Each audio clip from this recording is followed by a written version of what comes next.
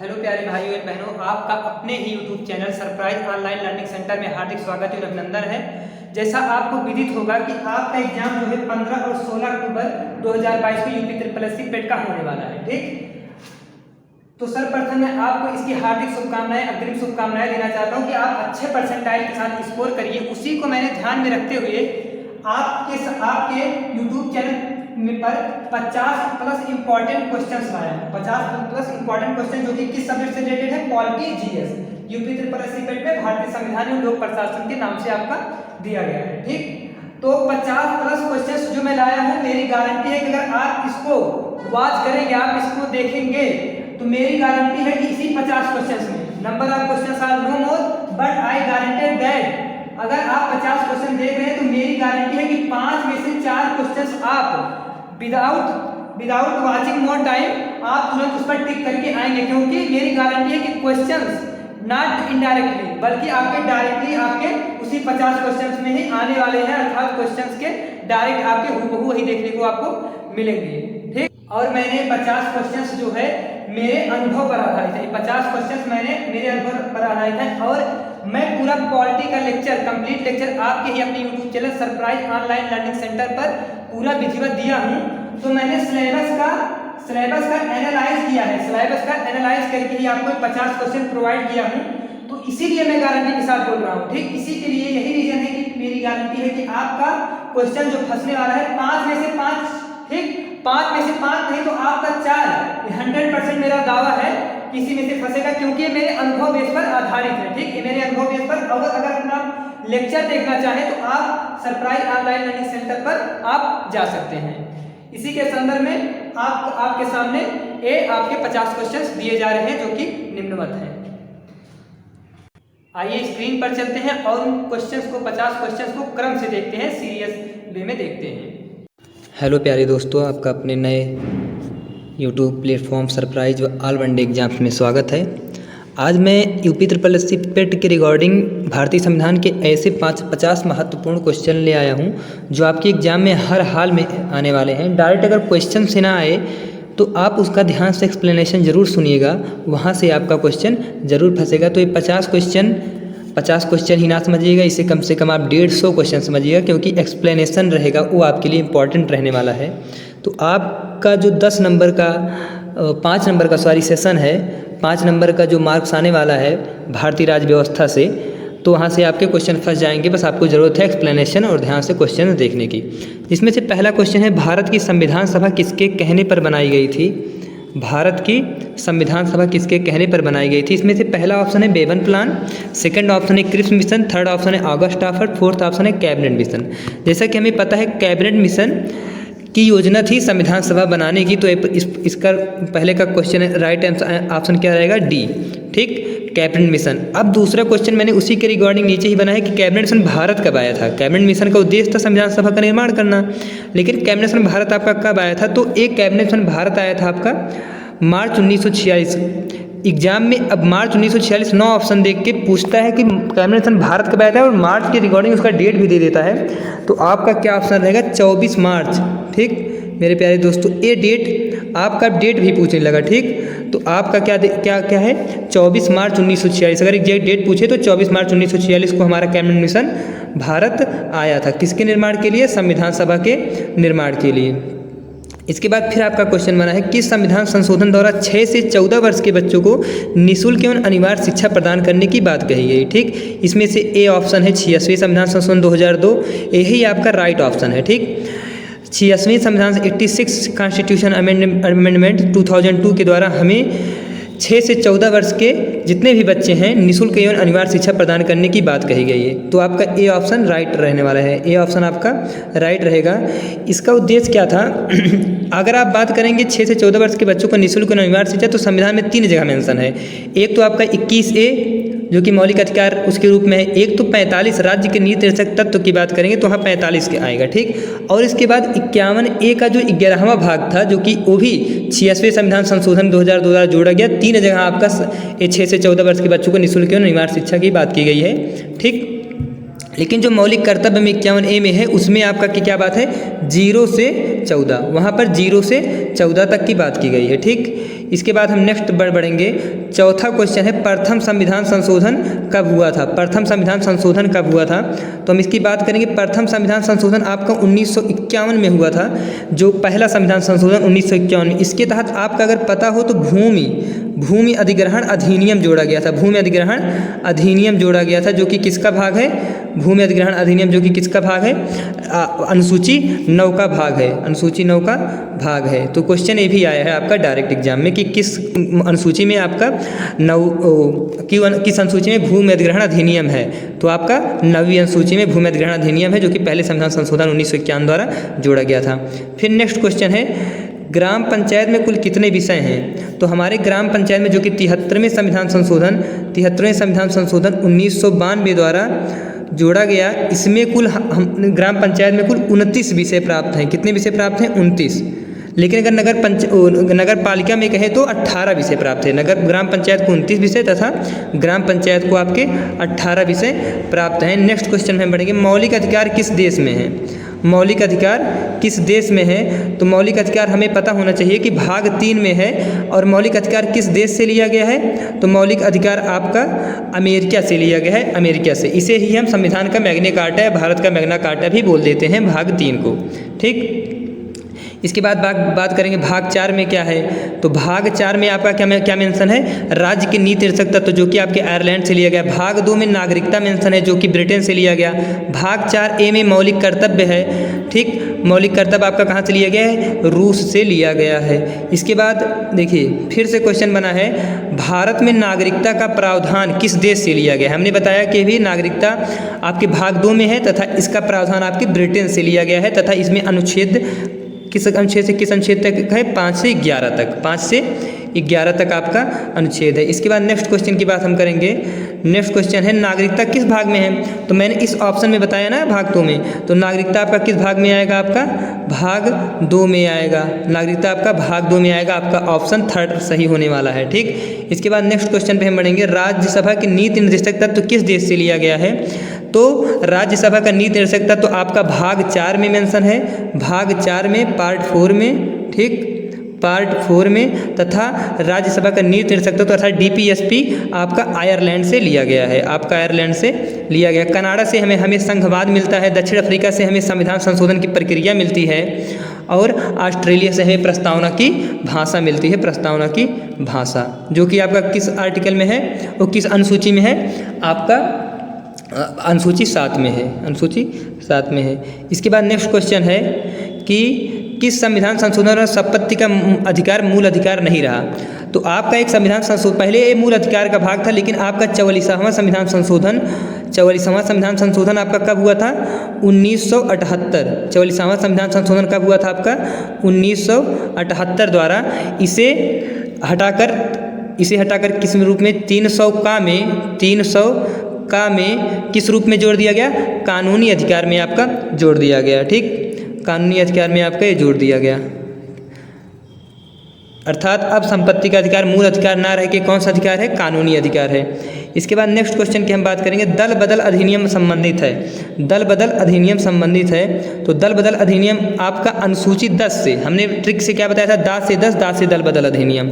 और अनुसूची 10 के द्वारा और एक किस संविधान संशोधन के द्वारा जोड़ा गया था? 52वें संविधान संशोधन 1985। 52वें संविधान संशोधन 1985 के द्वारा ये जोड़ा गया था। ठीक, इसके बाद इसमें जो नेक्स्ट क्वेश्चन है आपका 12वां नंबर का, इसमें लगभग सारे के सारे इंक्लूड हो जाएंगे। लेकिन जैसे देखिए, लगभग केंद्र में रहे सभी पदों पर बैठे लोगों की नियुक्ति कौन करता है? लगभग केंद्र में रहे सभी पदों पर बैठे लोगों की नियुक्ति कौन करता है? तो हमें पता है कि राष्ट्रपति करता है। जितने भी केंद्र में पदाधिकारी हैं उन सबकी नियुक्ति किसके द्वारा की जाती है? राष्ट्रपति के द्वारा की जाती है। और राष्ट्रपति की नियुक्ति किसके द्वारा की जाती है? भारत के मुख्य न्यायाधीश के द्वारा की जाती है। भारत के मुख्य न्यायाधीश के द्वारा की जाती है। इसके बाद फिर एकमात्र राष्ट्रपति जो कि निर्विरोध राष्ट्रपति के रूप में चुने गए। एकमात्र राष्ट्रपति जो कि निर्विरोध राष्ट्रपति के रूप में चुने गए तो ये कौन थे? N Sanjiva Reddy. Doctor N Sanjiva Reddy अर्थात नीलम संजीव रेड्डी। हमने ट्रिक से बताया था कि ना से नीलम और ना से निर्विरोध, अर्थात नीलम संजीव रेड्डी एकमात्र राष्ट्रपति थे जिनके खिलाफ कोई भी नहीं लड़ा था। ठीक, निर्विरोध राष्ट्रपति के रूप में चुने गए थे। ठीक, और डॉक्टर सर्वपल्ली राधाकृष्ण 2 बार उपराष्ट्रपति रह के इसके बाद राष्ट्रपति रहे थे। इन्हीं के जन्म दिवस पर हम 5 सितंबर को शिक्षक दिवस मनाते हैं। और डॉक्टर राजेंद्र प्रसाद हमारे राष्ट्रपति और हमारे पहले राष्ट्रपति रहे हैं। ठीक, हमारे पहले राष्ट्रपति रहे हैं। इसके बाद नेक्स्ट क्वेश्चन, राष्ट्रपति अपना त्यागपत्र किसे प्रस्तुत करता है? 14वां क्वेश्चन, राष्ट्रपति अपना त्यागपत्र किसे प्रस्तुत करता है? तो आपको पता होगा राष्ट्रपति अपना त्यागपत्र किसे देगा? उपराष्ट्रपति को देगा। और उपराष्ट्रपति भी अपना त्यागपत्र किसको देता है? राष्ट्रपति को ही देता है। ठीक, तो राष्ट्रपति अपना त्यागपत्र उपराष्ट्रपति और उपराष्ट्रपति अपना त्यागपत्र राष्ट्रपति को देता है। इसके बाद नेक्स्ट क्वेश्चन पे हम बढ़ेंगे। नेक्स्ट क्वेश्चन है आपका, संसद के दोनों सदनों का संयुक्त सत्र कौन बुला सकता है? तो इसका ऑप्शन सही है राष्ट्रपति। संसद के दोनों सदनों का संयुक्त सत्र राष्ट्रपति बुलाते हैं, लेकिन अध्यक्षता बात की जाएगी, अध्यक्षता कौन करता है? राष्ट्रपति ही करते हैं। लोकसभा अध्यक्ष करते हैं। अगर आप अध्यक्षता की बात करेंगे तो अध्यक्षता कौन करेगा? इसका लोकसभा अध्यक्ष करेंगे। लेकिन अगर आप संयुक्त सत्र बुलाने का अधिकार किसको है? तो ये राष्ट्रपति को है, ये राष्ट्रपति को है। इसके बाद क्वेश्चन है आपका, भारत में अवशिष्ट शक्तियाँ अनुच्छेद 248 में है, जो कि अब एक क्वेश्चन है यहीं से ही बना कि आपका अनुच्छेद अवशिष्ट शक्तियाँ किस अनुच्छेद में है? तो आपका अनुच्छेद 248 में है। इसमें क्या निहित है? केंद्रीय सरकार में मतलब अवशिष्ट शक्तियाँ किसे प्रदान की गई हैं? केंद्रीय सरकार को, राज्य सरकार को, केंद्रीय सरकार और राज्य सरकार दोनों को स्थानीय शासन में। तो अवशिष्ट शक्तियाँ केंद्रीय सरकार को प्रदान की गई हैं, केंद्रीय सरकार को प्रदान की गई हैं। ठीक, इसके बाद नेक्स्ट क्वेश्चन है, संघीय व्यवस्था किस देश से ली गई है? तो संघीय व्यवस्था आपका किस देश से ली गई है? आपका कनाडा से लिया गया है संघीय व्यवस्था। संघीय व्यवस्था किस देश से ली गई है? कनाडा से ली गई है। ब्रिटेन से नागरिकता ली गई है, संसदीय व्यवस्था ली गई है। ठीक, अमेरिका से मौलिक अधिकार लिया गया है, आपका न्यायिक पुनरावलोकन लिया गया है। ठीक, इसके बाद देखिए अब न्यायिक समीक्षा किस देश से ली गई? तो न्यायिक समीक्षा आपका किस देश से लिया गया है? न्यायिक समीक्षा आपका अमेरिका से लिया गया है। न्यायिक समीक्षा अमेरिका से लिया गया है। ठीक, जर्मनी से आपातकालीन लिया गया है। रूस से मौलिक कर्तव्य लिया गया है। ठीक, ऑस्ट्रेलिया से आपका क्या लिया गया है? प्रस्तावना की भाषा ली गई है, प्रस्तावना की भाषा ली गई है। इसके बाद 19वां क्वेश्चन आपका है, संसदीय व्यवस्था किस देश से ली गई है? संसदीय व्यवस्था आपका ब्रिटेन से लिया गया है। संसदीय व्यवस्था आपका कहाँ से लिया गया है? ब्रिटेन से। रूस से मौलिक कर्तव्य फिर से बताना चाह रहा हूँ। फ्रांस से क्या लिया गया है? फ्रांस में एक बंधुता आप वर्ड पढ़ेंगे, बंधुता जब प्रस्तावना पढ़ेंगे तो उसमें बंधुता वर्ड कहाँ से लिया गया? फ्रांस से। ठीक, तो आपका ब्रिटेन से संसदीय व्यवस्था। और प्रधानमंत्री, क्वेश्चन बहुत आता है, प्रधानमंत्री का पद किस देश से लिया गया है? तो प्रधानमंत्री का पद आपका यहाँ से लिया, ब्रिटेन से ही लिया गया है। प्रधानमंत्री का पद ब्रिटेन से ही लिया गया है। इसके बाद नेक्स्ट क्वेश्चन पे हम आएंगे, जो कि 20 नंबर का है, देश का प्रथम विधि अधिकारी कौन है? तो देश का प्रथम विधि अधिकारी राष्ट्रपति नहीं है, अटॉर्नी जनरल है। अटॉर्नी जनरल जो कि किस अनुच्छेद में है? अनुच्छेद 76 में आपका मेंशन है, महान्यायवादी। अटॉर्नी जनरल क्या होता है? First law officer of India माना जाता है। ठीक, महाधिवक्ता को राज्य में जो काम अटॉर्नी जनरल महान्यायवादी का केंद्र में रहता है, वही काम सेम महाधिवक्ता का कहाँ रहता है? आपका राज्य में रहता है। बस अंतर यही है कि इसकी नियुक्ति किसके द्वारा की जाती है? केंद्र में बैठा है तो इसकी नियुक्ति राष्ट्रपति के द्वारा की जाएगी, और महाधिवक्ता की नियुक्ति राज्य में बैठे हैं तो ये राज्यपाल के द्वारा इनकी नियुक्ति होगी। ठीक, इसके बाद भारत में राज्य के महाधिवक्ता की नियुक्ति कौन करता है? भारत में राज्य के महाधिवक्ता की नियुक्ति कौन करता है? तो हमने बताया महाधिवक्ता कहाँ बैठते हैं? राज्य में बैठते हैं। तो इनकी नियुक्ति किसके द्वारा की जाएगी? इनकी नियुक्ति राज्यपाल के द्वारा की जाएगी। ठीक, लोकसभा के प्रथम अध्यक्ष कौन थे? तो लोकसभा के प्रथम अध्यक्ष कौन थे? जीवी मावलंकर, गणेश वासुदेव मावलंकर। लेकिन अगर वही पूछेंगे आपकी लोकसभा की प्रथम महिला अध्यक्ष कौन थी? तो मीरा कुमार थी। मीरा कुमार आपकी 15वीं लोकसभा की अध्यक्ष आपकी रही हैं। ठीक, इसके बाद नेक्स्ट क्वेश्चन पे हम आएंगे, 25वां नंबर का क्वेश्चन। 25वां नंबर का क्वेश्चन क्या है? संविधान संशोधन की प्रक्रिया किस देश से ली गई? संविधान संशोधन की प्रक्रिया किस देश से ली गई है? तो आपका दक्षिण अफ्रीका, अमेरिका, रूस, जर्मनी। तो आपका दक्षिण अफ्रीका से ही संविधान संशोधन की प्रक्रिया ली गई, जो कि अनुच्छेद की बात करेंगे, संविधान संशोधन किस अनुच्छेद में है? 368 में है। और अगर भाग की बात करेंगे तो ये 20 भाग में है, 20 भाग में है। ठीक, इसके बाद हम नेक्स्ट क्वेश्चन पे आएंगे, जो कि निर्वाचन आयोग किस देश, निर्वाचन आयुक्त किस भाग में है? तो निर्वाचन आयुक्त आपका भाग 15 में है। निर्वाचन आयुक्त आपका भाग 15 में। मैंने इसका क्या ट्रिक बताया था? निर्वाचन मतलब चुनाव, 5 साल में कितनी बार चुनाव होता है? एक बार चुनाव होता है। तो 1 5 मतलब 15, 15 भाग 15 में 324 से 329 तक आपका क्या मेंशन है? निर्वाचन आयोग। लेकिन अगर भाग की बात करेंगे तो आप ये 15 आ जाएगा। ठीक, पहले निर्वाचन आयुक्त कौन थे? तो सुकुमार सेन थे। पहले निर्वाचन आयुक्त कौन आपके रहे हैं? सुकुमार सेन जी रहे हैं। ठीक, इसके बाद फिर एक क्वेश्चन इंपॉर्टेंट है, संविधान के किस संशोधन द्वारा मतदान की आयु मतलब वोटिंग की आयु घटा के 21 वर्ष से 18 वर्ष कर दी गई? तो ये आपका 61वां संविधान संशोधन रहा था। और 61वां संविधान संशोधन आपका कब हुआ था? 1989। 61वां संविधान संशोधन 1989 में रहा था। ठीक, तो 61वें संविधान संशोधन 1989 द्वारा मतदान की आयु 21 वर्ष से घटाकर क्या कर दी गई? 18 वर्ष कर दी गई। 18 वर्ष कर दी गई। इसके बाद नेक्स्ट क्वेश्चन पे हम आएंगे, स्वतंत्र भारत का पहला राज्य जो भाषाई आधार पर बनाया गया, तो ये कौन सा था? आंध्र प्रदेश। स्वतंत्र भारत का पहला जो भाषाई आधार पर आंध्र प्रदेश था। और ये कब बना था? 1953 में आपका ये बना था। केरल की अगर हम बात करेंगे तो केरल में ये आपका बन जाता है पहला ईवीएम मशीन द्वारा वोटिंग कराने वाला पहला राज्य आपका था केरल। ठीक, पहला ईवीएम मशीन द्वारा 2004 में यहाँ ईवीएम मशीन द्वारा सर्वप्रथम इलेक्ट्रॉनिक वोटिंग मशीन द्वारा सर्वप्रथम क्या हुआ था? चुनाव हुआ था। ठीक, सबसे ज़्यादा साक्षरता भी यहीं की है केरल की 96%। इसके बाद फिर क्वेश्चन आया कि निम्नलिखित में से, नेक्स्ट क्वेश्चन, निम्नलिखित में से किसने सबसे पहले 1935 में संविधान सभा का सुझाव प्रस्तावित किया? तो इसका ऑप्शन आंसर क्या रहेगा? एमएन रॉय। एमएन रॉय। ठीक, एमएन रॉय आपके 1935 में सर्वप्रथम संविधान सभा का सुझाव प्रस्तावित कर दिए थे। फिर इसके बाद नेक्स्ट क्वेश्चन आपका रहेगा, भारतीय संविधान सभा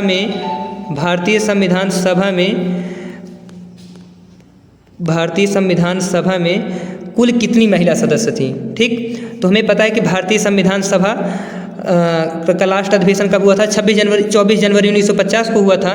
ठीक, 26 जनवरी से सारी चीज़ें अपने तरीके से चल रही थी। तो इसमें कुल कितनी महिलाएं सदस्य थीं? 15 महिला सदस्य थीं भारतीय संविधान सभा, जो कि कब बन के आपका तैयार हुआ था? 26 नवंबर 1949 को। लेकिन लागू कब से हुआ आपका? तो 26 जनवरी 1950 से आपका लागू किया गया था। इसके बाद नेक्स्ट क्वेश्चन आपका है, भारतीय संविधान सभा का अंतिम रूप से व्याख्याता कौन है? तो इसमें ऑप्शन है राष्ट्रपति, प्रधानमंत्री, राज्यपाल या सर्वोच्च न्यायालय। ठीक, तो आपका क्या है? भारतीय संविधान का अंतिम रूप से व्याख्याता कौन है? सर्वोच्च न्यायालय। सर्वोच्च न्यायालय कानून के अंतर्गत आता है और कानून से बड़ा कोई नहीं, तो अंतिम रूप से व्याख्याता आपका कौन होगा? सर्वोच्च न्यायालय होगा। एक क्वेश्चन आता है कि राष्ट्रपति को जो फांसी क्षमा करने की शक्ति है वो किस आर्टिकल में है? तो अनुच्छेद 72 में है। अनुच्छेद 72 में ही है। ठीक, और एक क्वेश्चन आता है कि औपचारिक और अनौपचारिक रूप से शासन कौन करता है? ठीक, तो औपचारिक रूप से प्रधानमंत्री करते हैं। औपचारिक रूप से शासन कौन करता है? प्रधानमंत्री। लेकिन अनौपचारिक रूप से कौन करते हैं? अनौपचारिक रूप से हमारे राष्ट्रपति महोदय करते हैं। ठीक, अनौपचारिक रूप से, और राष्ट्रपति प्रधानमंत्री आपके औपचारिक रूप से करते हैं। फिर एक इस क्वेश्चन है कि जीवन का संरक्षण तथा व्यक्तिगत स्वतंत्रता भारतीय संविधान के किस अनुच्छेद में दिया गया है? जीवन का संरक्षण तथा व्यक्तिगत स्वतंत्रता भारतीय संविधान किस अनुच्छेद में दिया गया है? तो आपके अनुच्छेद 21 में। अब की बार एनसीईआरटी से एक क्वेश्चन पूछा गया था कि अगर हमें अपने मनपसंद का विवाह नहीं करने दिया जा रहा है, हमें अपने मनपसंद का विवाह नहीं करने दिया जा रहा है, तो फिर आपका किस अनुच्छेद का हनन हो रहा है? ठीक, आपके किस अनुच्छेद का हनन हो रहा है? तो जीवन जीने का अधिकार आपका आर्टिकल 21 में है। तो भैया आपकी लाइफ है तो आप अपने अकॉर्डिंग सब कुछ मैनिपुलेट कर सकते हैं। शादी आपकी मर्जी से ही होनी चाहिए, अर्थात जीवन जीने का अधिकार भी एक प्रकार से शादी करना ही है ना, कि हम अपना शादी खुद से ही करके अपने अकॉर्डिंग अपने जीवन अपने तरीके से अपना जीवन जिएंगे, अर्थात अपने जीवन का निर्वहन करेंगे। तो ये अनुच्छेद 21 में आता है। ठीक भैया, अनुच्छेद 21 में आता है। तो जीवन का संरक्षण तथा व्यक्तिगत स्वतंत्रता, खुद की स्वतंत्रता भारतीय संविधान के अनुच्छेद 21 में है। अनुच्छेद 22 में आपका क्या है? गिरफ्तारी से संरक्षण। अनुच्छेद 22 में गिरफ्तारी से संरक्षण है। और अनुच्छेद 21 है जो कि आपका बहुत इंपॉर्टेंट, इसमें शिक्षा का अधिकार, जो कि 86वें संविधान संशोधन बताया गया था। 86वें संविधान संशोधन 2002 द्वारा जोड़ा गया। इसके तहत 6 से 14 वर्ष के बच्चों को क्या दी जाएगी? निःशुल्क शिक्षा दी जाएगी। निःशुल्क शिक्षा। अनुच्छेद 20 क्या है? अनुच्छेद 20 है आपका प्राण एवं दैहिक स्वतंत्रता। प्राण एवं दैहिक स्वतंत्रता। इसके बाद नेक्स्ट क्वेश्चन है, विधि के समझ समानता किस अनुच्छेद में है? विधि के समझ समानता क्या है, किस अनुच्छेद में है? तो ये अनुच्छेद आपका आएगा अनुच्छेद 15। विधि के समझ समानता आपका किस आर्टिकल में है? अनुच्छेद 15। ठीक, हाँ, अनुच्छेद 15 में आएगा। अनुच्छेद 16 में लिंग जाति वर्ण के आधार पर किसी के साथ कोई भेदभाव नहीं किया जाएगा। अनुच्छेद 17 में किसका अंत कर दिया गया है? आपके अस्पृश्यता का अंत कर दिया गया है। अनुच्छेद 17 में आपके अस्पृश्यता का अंत कर दिया गया है। इसके बाद क्वेश्चन है, भारतीय नागरिकों के मौलिक अधिकार को निलंबित किया जा सकता है राष्ट्रीय आपातकाल के दौरान, वित्तीय आपातकाल के दौरान, कभी भी किसी भी दशा में। तो भारतीय नागरिक के मौलिक अधिकारों को निलंबित कब किया जा सकता है? राष्ट्रीय आपातकाल के दौरान। राष्ट्रीय आपातकाल के, और राष्ट्रीय आपातकाल किस आर्टिकल में है? अनुच्छेद 352 में। और अनुच्छेद 356 में क्या है आपका? राष्ट्रपति आपातकाल। और अनुच्छेद 360 में क्या है आपका? वित्तीय आपातकाल। क्वेश्चन आता है कि वित्तीय आपातकाल अभी तक भारत में कितनी बार लागू हो चुका है? तो वित्तीय आपातकाल अभी भारत में एक बार भी नहीं लगाया गया है, एक बार भी नहीं लगाया गया है। इसके बाद नेक्स्ट क्वेश्चन है आपका, मौलिक अधिकारों पर यथोचित प्रतिबंध कौन लगा सकता है? मौलिक अधिकारों पर यथोचित प्रतिबंध लगाने का अधिकार किसके हाथ में है? आप लोगों को पता होगा, एक हाथ किसके? संसद के हाथ में है। लेकिन अंतिम रूप से निर्णय कौन लेता है? अंतिम रूप से निर्णय कौन लेगा? सर्वोच्च न्यायालय लेगा, ठीक, क्योंकि वही है, क्या है, संविधान का क्या इस समय व्याख्याता है, अंतिम रूप से निर्णय वही कर सकता है। लेकिन यथोचित प्रतिबंध अगर लगाना हो तो संसद लगा सकती है, ठीक। लेकिन अंतिम रूप से व्याख्या कौन करेगा? अंतिम रूप से व्याख्या सर्वोच्च न्यायालय करेगी, क्योंकि हो सकता है कि संसद ने जो कानून बनाया है, जो प्रतिबंध लगाया है, वो न्यायोचित ना हो, वो न्यायोचित ना हो। इसके बाद फिर आपका क्वेश्चन बना है, भारतीय संविधान का कौन सा अनुच्छेद अस्पृश्यता का अंत करता है? तो मैंने पीछे बता ही दिया था, भारतीय संविधान कौन सा अनुच्छेद था? अनुच्छेद 17, जो कि किसका अंत करता है? अनुच्छेद 17 का अंत करता है, ठीक, अनुच्छेद। फिर इसके बाद मत देने का अधिकार किस कोटि से संबंधित है? मत देने का अधिकार किस कोटि से संबंधित है? तो आपका किस राजनीतिक अधिकार से संबंधित है, ठीक, क्योंकि आप राजनीति में हिस्सा लेते हैं, तो मत देने का अधिकार एक प्रकार से राजनीतिक अधिकार है, ठीक, और राजनीतिक अधिकार है। और एक क्वेश्चन आता है, मत देने का अधिकार अर्थात वोटिंग का अधिकार किस आर्टिकल में है? तो आर्टिकल 326 में है, ठीक। कई बार एक क्वेश्चन आपका बना है, मत देने का अधिकार किस आर्टिकल में है? तो आर्टिकल 326 में है। इसके बाद नेक्स्ट क्वेश्चन आपका बनेगा, डॉक्टर भीमराव अंबेडकर ने संविधान के किस अनुच्छेद को भारतीय संविधान की आत्मा कहा है? जैसे हमें पता है कि अनुच्छेद 32 अर्थात संवैधानिक उपचारों का अधिकार एक मौलिक अधिकार के अंतर्गत ही आता है। इसे क्या कहा गया है? भारतीय संविधान की आत्मा कहा गया है, ठीक। और ये मौलिक अगर आपके संविधान का मौलिक अधिकार का कोई हनन हो रहा है, तो आप आर्टिकल 32 के तहत मौलिक अधिकार सुप्रीम कोर्ट में जा सकते हैं। अगर आप हाई कोर्ट में जाना चाहें तो 226 के तहत जा सकते हैं। मौलिक अधिकार अगर सुप्रीम कोर्ट में जाना हो तो आर्टिकल 32, अगर सुप्रीम कोर्ट में जाना, हाई कोर्ट में जाना हो तो आर्टिकल 226। ये आपके लिए मौका प्रदान करता है अपनी शिकायत दर्ज कराने के लिए, ठीक भैया। फिर मैंने कहा ही था अनुच्छेद 21 किससे संबंधित है? अनुच्छेद 21 आपका जीवन के जीने का अधिकार से संबंधित है। संविधान के प्रस्तावना पर अभी तक कितने संशोधन हुए हैं? तो कुछ पहले बार जब संविधान बना था तो ये नियम लगाया गया था कि को बार संविधान संशोधन नहीं होगा, लेकिन अभी तक एक बार संविधान संशोधन हुआ है। किस संविधान संशोधन द्वारा? 42वें संविधान संशोधन 1976 द्वारा। 42वें संविधान संशोधन 1976 द्वारा आपका एक बार संविधान संशोधन हुआ है, जिसमें 3 वर्ड जोड़े गए थे, ठीक। और एक बात और है, 42वें संविधान संशोधन द्वारा इतना संविधान संशोधन हो चुका है कि 42वें संविधान संशोधन को हम मिनी संविधान कहते हैं। और जितने भी संशोधन हुए थे, एक किसके दौरान हुए थे? आपके इंदिरा गांधी के शासनकाल के दौरान हुए थे। इसीलिए 42वें संविधान संशोधन को हम इंदिरा संविधान भी बोल देते हैं। कौन सा संविधान? इंदिरा संविधान भी बोल देते हैं। इसके बाद मौलिक कर्तव्य किस देश से लिया गया है? तो मैंने बताया मौलिक कर्तव्य किस देश से लिया गया? USSR। किस भाग में है? तो 4A। किस भाग में है? 4A। और किस आर्टिकल में है? तो 51A। किस आर्टिकल में है? तो 51A में आपका मेंशन है, ठीक भैया। इसके बाद फिर आपका सबसे पहला पंचायती राज व्यवस्था कहाँ लागू हुआ है? तो सबसे पहले पंचायती राज व्यवस्था आपका कहाँ लागू हुआ है? राजस्थान। राजस्थान के नागौर जिले के मुगुरुथी गाँव में। ये गांव बहुत कम लोगों को पता रहता है, आप लोग लेकिन ध्यान दीजिएगा, मुगुरुथी गांव था। नागौर जिला सब जानते हैं, ठीक, राजस्थान का नागौर जिला, लेकिन मुगुरुथी गांव बहुत कम लोगों को पता है। तो क्वेश्चन आपके एग्जाम में बना है इससे भी, तो आप लोग जाने रहिए मुगुरुथी गांव था, ठीक। सबसे पहले कहाँ आपका मेंशन था? ये राजस्थान के नागौर जिले के मुगुरुथी गांव में। ये आपका हुआ था 1957 में बलवंत राय मेहता समिति के अकॉर्डिंग, ठीक। इसके बाद दूसरा राज्य कौन सा था? आपका दूसरा राज्य था आपका वो आंध्र प्रदेश, जो कि वहाँ 2 अक्टूबर के हुआ था। 9 दिन बाद 11 अक्टूबर को कहाँ लागू हो गया था पंचायती राज व्यवस्था? आंध्र प्रदेश में। आंध्र प्रदेश में। लेकिन आप लोगों को पता हो कि ये संवैधानिक दर्जा नहीं पाया था। संवैधानिक दर्जा कब मिला था इसे? 1993 में। 24 अप्रैल 1993 में मिला था, इसीलिए हम 24 अप्रैल को पंचायती दिवस भी मनाते हैं। 24 अप्रैल 1993 को मिला था, इसलिए हम पंचायती दिवस भी 24 अप्रैल को मनाते हैं। यहाँ से क्वेश्चन है कि जब संविधान संशोधन का संविधान का भाग बन चुका था पंचायती राज व्यवस्था, तब सर्वप्रथम चुनाव कहाँ हुआ था भैया? तब सर्वप्रथम चुनाव मध्य प्रदेश में हुआ था। ठीक, संविधान का पार्ट बनने के बाद सर्वप्रथम चुनाव उसमें मध्य प्रदेश में आपका हुआ था। ठीक, तो क्वेश्चन यहाँ से भी आपका बना है। इसके बाद संविधान संशोधन का संबंध किस अनुच्छेद से? तो मैंने पिछले वीडियो में पिछले क्वेश्चन में बताया है कि अनुच्छेद 368 और तथा भाग की बात करेंगे तो भाग 20। और क्वेश्चन आएगा कि संविधान संशोधन किस देश से लिया गया है? तो आपका संविधान संशोधन किस देश से लिया गया है? आपका दक्षिण अफ्रीका से आपका लिया गया है। इसके बाद राष्ट्रपति के निर्वाचन में कौन कौन भाग लेता है? तो राष्ट्रपति के निर्वाचन में लोकसभा, राज्यसभा तथा विधानसभा के लोकसभा, राज्यसभा तथा विधानसभा के निर्वाचित सदस्य भाग लेते हैं। निर्वाचित जो मनोनीत किया जाता है, जिन्हें कई सेक्टरों से बुलाया जाता है, वो भाग लेने में योगदान नहीं देते हैं। ठीक, तो संसद के दोनों सदन तथा विधानसभा के केवल निर्वाचित सदस्य। पहले क्या था?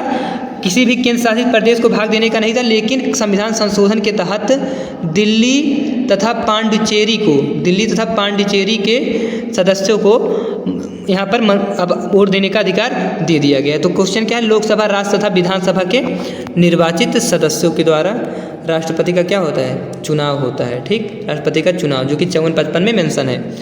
फिर इसके बाद नेक्स्ट क्वेश्चन, धन विधेयक सबसे पहले कहाँ प्रस्तुत किया जाता है? तो आपका धन विधेयक सबसे पहले कहाँ प्रस्तुत किया जाएगा?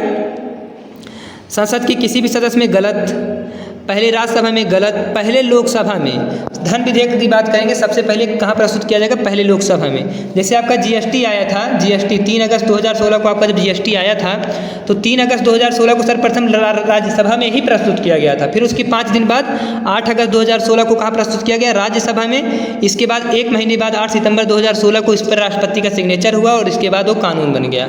ठीक, तो धन विधेयक संबंधी कोई भी वीडियो, कोई भी अगर आपका बिल आता है तो सर्वप्रथम आपका लोकसभा में ही प्रस्तुत किया जाता है। ठीक, इसके बाद नेक्स्ट क्वेश्चन आपका है कि मौलिक कर्तव्य किस संविधान संशोधन के द्वारा है? हमें पता है कि मौलिक कर्तव्य जो है मूल संविधान का भाग नहीं था, ये आपका 4A में है, भाग 4A तथा आर्टिकल की बात करेंगे तो 51A में है, और भाग की बात करेंगे तो 4A में है। और मौलिक कर्तव्य किस देश से लिया गया? आपका रूस से लिया गया। इसमें 42वें संविधान संशोधन 1976 द्वारा यहाँ पर एक संशोधन हुआ, जिसके तहत सरदार स्वर्ण सिंह समिति थी, उसके तहत क्या जोड़ा गया? मौलिक कर्तव्य जोड़ा गया। लेकिन सरदार स्वर्ण सिंह समिति ने केवल 8 मौलिक कर्तव्यों की मांग की थी, लेकिन 2 फिर इसमें 11 भाग हैं कुल, तो 3 बाद में संविधान संशोधन के तहत इधर उधर से जोड़ा गया। ठीक, नेक्स्ट क्वेश्चन है आपका, भारत में किस राज्य में समान नागरिक संहिता लागू है? तो आपका भारत के गोवा राज्य में क्या है? समान नागरिक संहिता लागू है। अंतर्राष्ट्रीय शांति एवं सुरक्षा संबंधित है। अंतर्राष्ट्रीय शांति एवं सुरक्षा किससे संबंधित है? अनुच्छेद 51 से, जो कि आपका किसका भाग है? राज्य के नीति निर्देशक तत्व। कहाँ से लिया गया राज्य का नीति निर्देशक तत्व?